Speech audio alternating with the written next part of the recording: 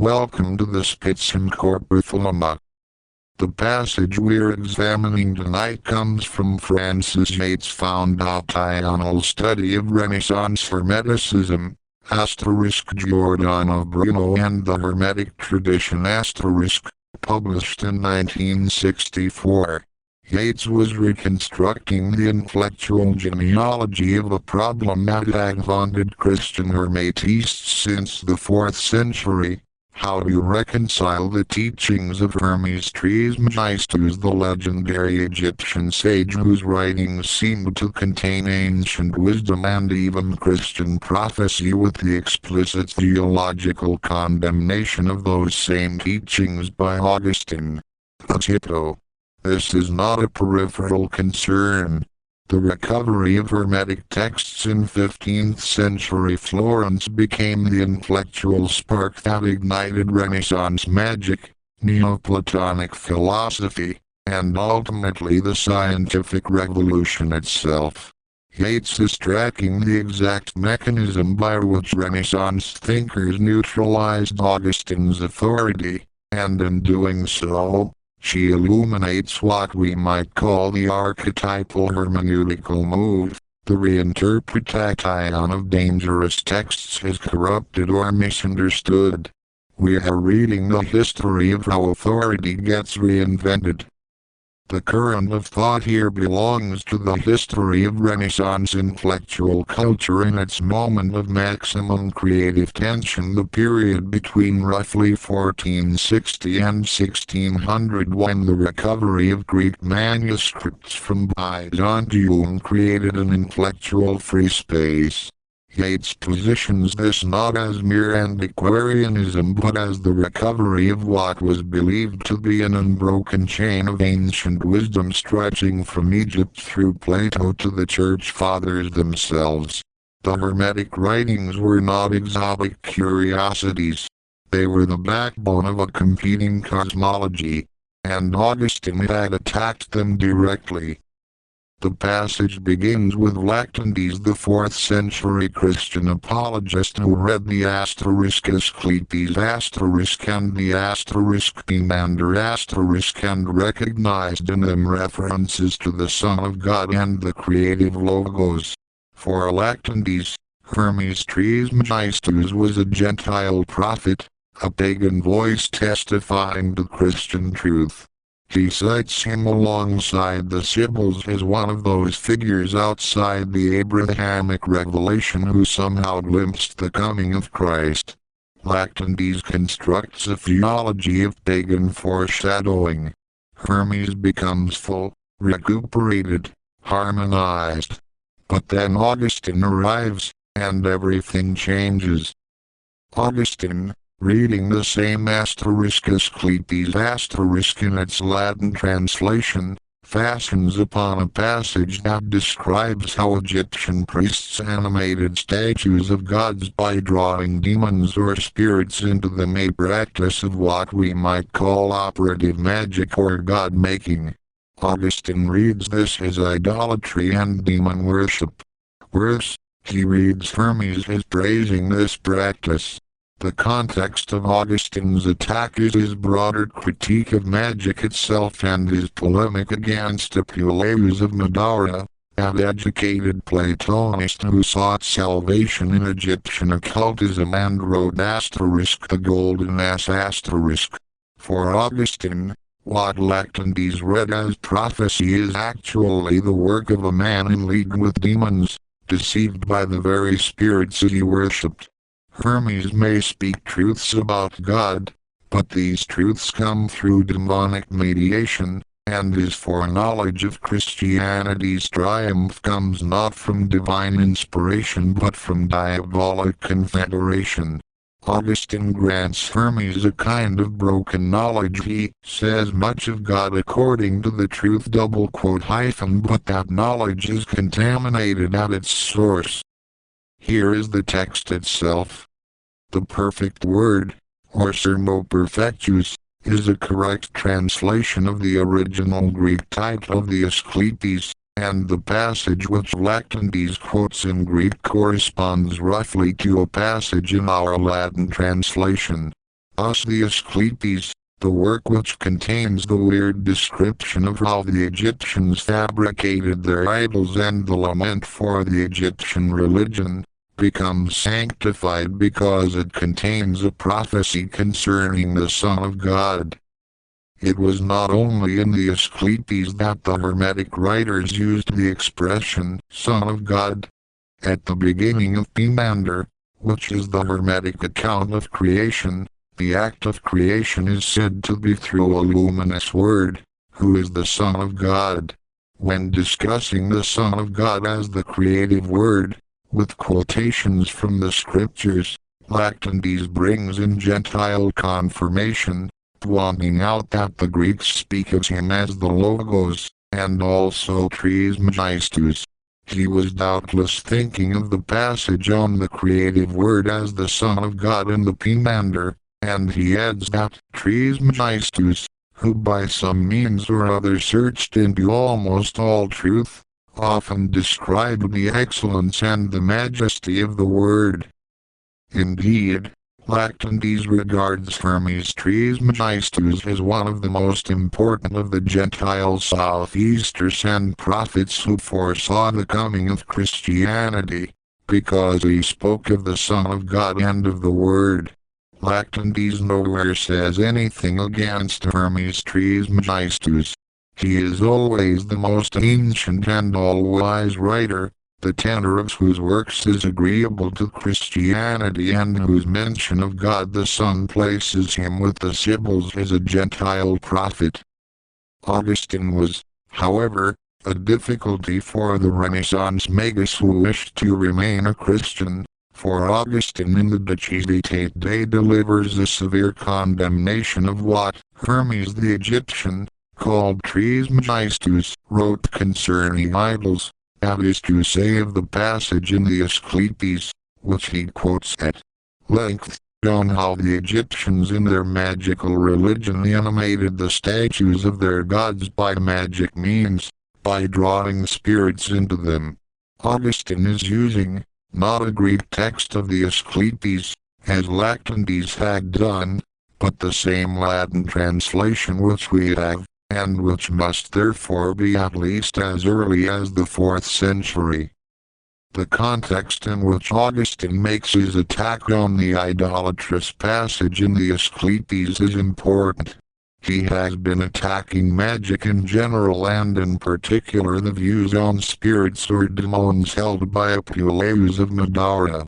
Apuleius of Madara is a striking example of one of those men, highly educated in the general culture of the Greco-Roman world who, weary of the stale teachings of the schools, sought for salvation in the occult, and particularly in the Egyptian type of the occult.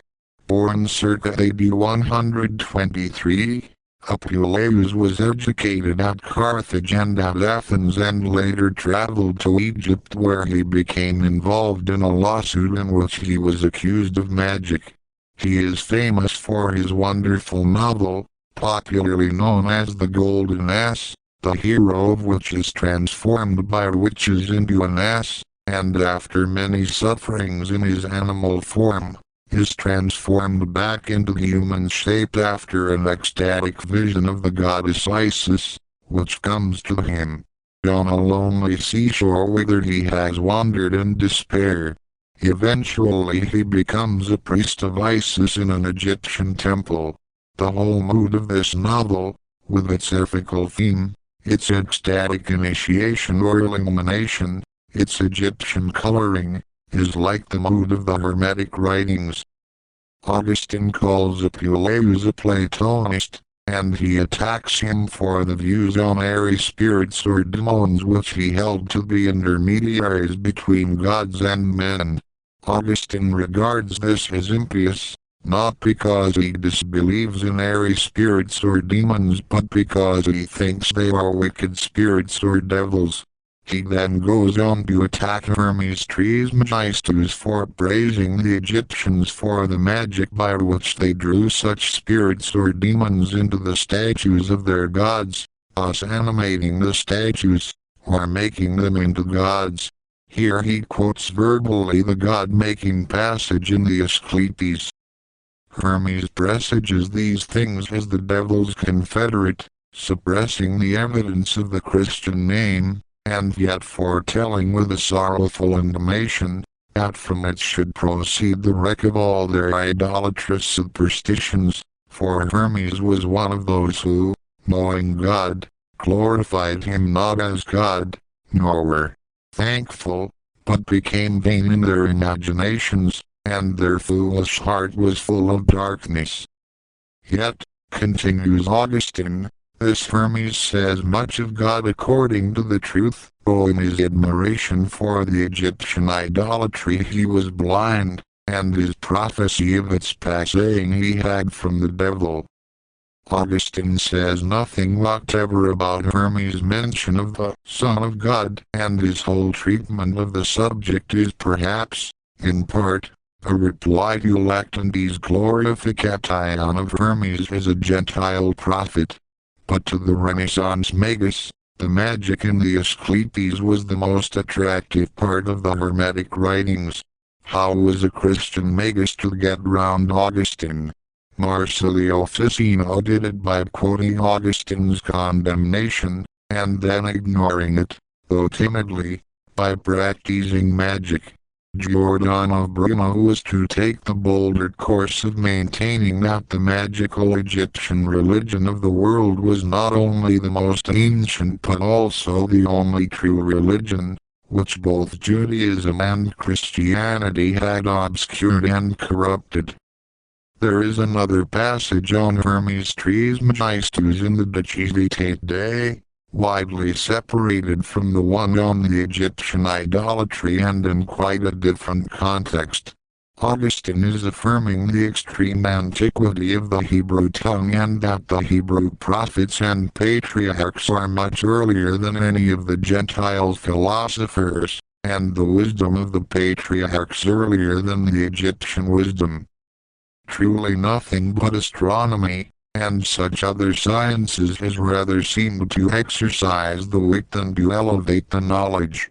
For as for morality, it stirred not in Egypt until Trismegistus' time, who was indeed long before the sages and philosophers of Greece, but after Abraham, Isaac, Jacob, Joseph, yea and Moses also, for at the time when Moses was born, was Yates, Prometheus' brother, a great astronomer, living, and he was grandfather by the mother's side to the elder Mercury, who begat the father of this Trismegistus.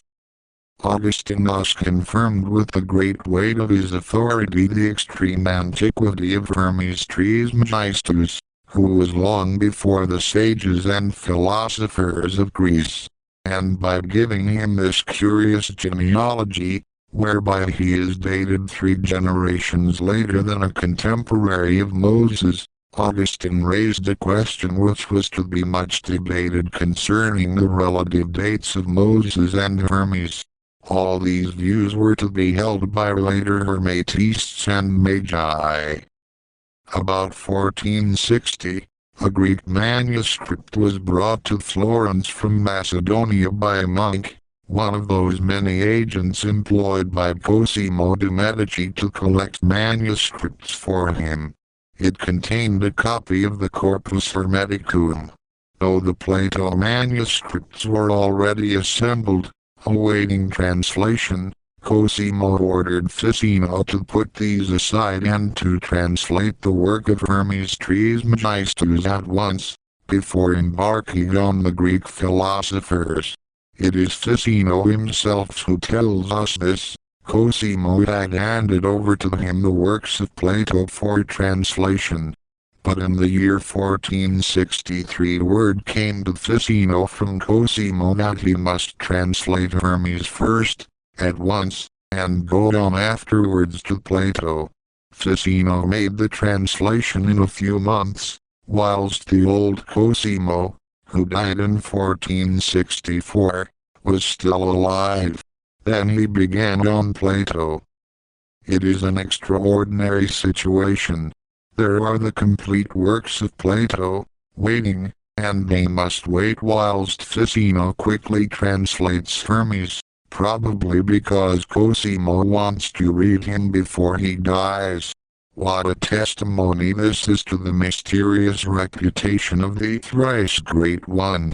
Cosimo and Ficino knew from the fathers that Hermes Trismegistus was much earlier than Plato.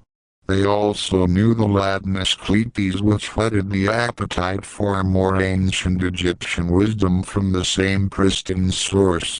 Egypt was before Greece. Hermes was earlier than Plato. What Yates is demonstrating here is the infrastructure of Renaissance intellectual authority. Lactantius and Augustine are not enemies, they are the same source tradition, read in opposite directions. Both are read selectively. The Renaissance magus cannot simply reject Augustine. Augustine's weight in Christendom is absolute. But Augustine has given them something to work with. He has dated Hermes near Moses, he has confirmed his antiquity, and he has grudgingly admitted that Hermes says much of God according to the truth. One solution, the one Ficino followed, is tactical reading, quote Augustine's Condemnation aloud, then quietly ignore it in practice. Another solution, which Bruno would embrace more radically, is to invert Augustine's entire moral hierarchy. If the Egyptian religion is indeed ancient, if its magic is real, then perhaps Augustine was wrong to condemn it.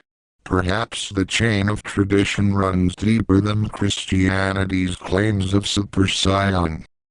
What Yates captures is the moment when a text's authority becomes separable from its content.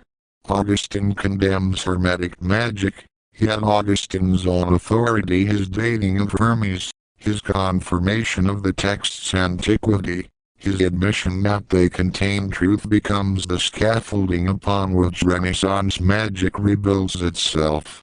The Asclepius passage on animated statues and demon channeling, which Augustine reads as idolatry, becomes for Ficino and Bruno a description of genuine operative knowledge.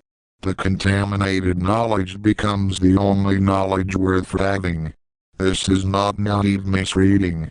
This is the deliberate reconstruction of a rival tradition within the shell of Christian discourse. And it works. By 1500, Hermes Trismegistus is no longer a condemned pagan prophet. He is the founder of an ancient Egyptian theology that subsists beneath and before Christianity itself. Next, Marsilio Ficino Introductio to the Penander, the Spitzen-Körper Thelema. If this archive serves you, support it on Patreon. Link in the description.